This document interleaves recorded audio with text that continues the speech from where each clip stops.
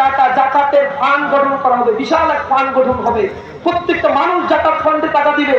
আর এখান থেকে দরিদ্র মানুষের সোশ্যাল সেফটি নেট প্রোগ্রামের কার্যক্রম 10,000 টাকার অধিক বেকারদের এখানে কর্জে হাসানা প্রদান করা থেকে শুরু করে দেশি বিদেশি কর্মসংস্থান সৃষ্টি, দুর্নীতি বন্ধ, রাস্তাঘাট নির্মাণ, স্বাস্থ্য খাতের উন্নয়ন, পর্যটন হাব তৈরি করে দেয়া, কর্মসংস্থান বৃদ্ধি করে দেয়া, সামগ্রিকভাবে আমরা এই বাংলাদেশকে যেভাবে গড়ে তুলতে প্রয়োজন সেই এক ইনসাফ আর মানবিক বাংলাদেশের একটি রূপরেখা জামাত ইসলামী ইতিমধ্যেই দিয়েছে। সুতরাং আগামী 12ই ফেব্রুয়ারি আপনারা হ্যাঁ পক্ষে থেকে ফুলকপি মার্কায় ভোট দিয়ে নতুন বাংলাদেশের সারথ্য হবেন ইনশাআল্লাহ।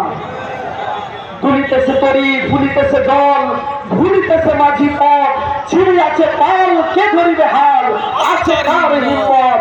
নান্দাইলবাসীর হিম্মত আছে? নান্দাইলবাসীর হিম্মত আছে? বাংলাদেশে কোনো মার্কা আছে? নান্দাইলের কোনো মার্কা আছে?